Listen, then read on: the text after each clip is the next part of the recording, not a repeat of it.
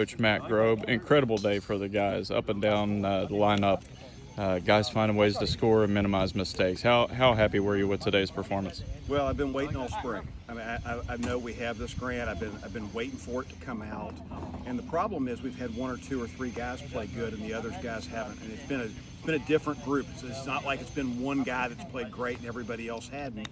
It's been a guy showing us what he can do, and everybody else struggling maybe a little bit. And so I knew that once all five got going in the right direction, days like today were possible.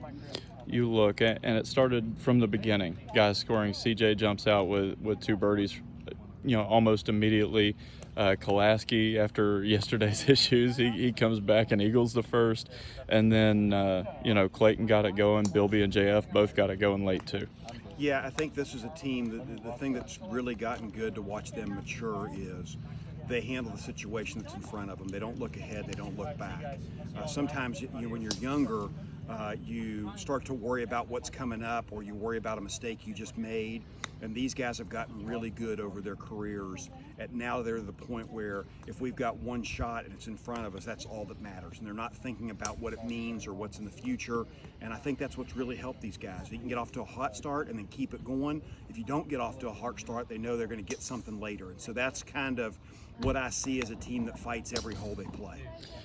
You and I talked about last year, you were so impressed with this team's final round, but it didn't go in the books because you got rained out with about 3 holes to go. Did you sense some carryover in the confidence from that final round? Even though it didn't count for anything, it definitely seemed like a really confident group today. It really is. All 5 of these guys were here with us last year. The only person that wasn't here was JF. And so JF had basically one day to get ready for this golf tournament, playing the practice round. So I expect great things from him moving forward. And I think the guys relied on what we did last year moving forward into this year. They knew they could play this golf course. They knew the lines to take. They knew how the greens broke. And I just think they brought that confidence of what we did last year into this year. Well, what's I guess the mark of a really good team, or a team that's really feeling it, is when I talked to the guys, they felt like they left a couple out there, even though you all are right near the top of the leaderboard. Yeah, you get guys that good is not good enough, and they want to be great. And so that's what's so fun to coach, is they don't feel like they've achieved what they want to achieve if they fall a couple strokes here or there. And I think that's the way you get better. You go back, you reevaluate, you say, hey, I shouldn't have hit this shot, I shouldn't have hit that shot. I had guys during the round saying, hey, I was in between clubs and should have gone with this one. And we logged that for the future. And so they've had a ton of experience doing that now, and these guys do a really good job of relying on what's happened in the past for the future. All righty. Thank you, Coach. Thank you. Thomas, Marshall Golf, 5 under opening round. What was working for you today, and what really felt good from the jump for you? I hit the driver really well. It's kind of, golf is really hard. I'm playing the worst golf I've played in probably 5 years in the last 3 weeks, and so the simple fix of stepping away from it a hair, but just hit the driver really well, and the course is pretty open. So.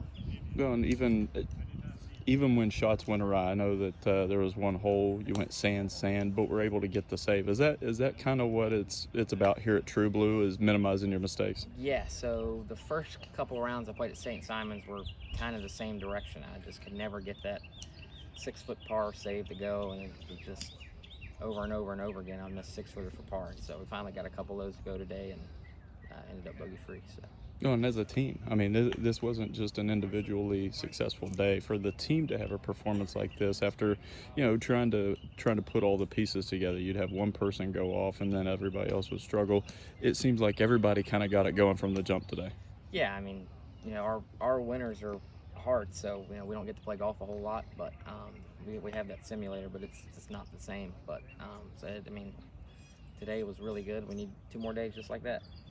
Your mom's birthday too, to have this type of round on her birthday. Last year you all celebrated her birthday here as well. What was that like, and how happy was she to see that? She was pretty happy. She's happy.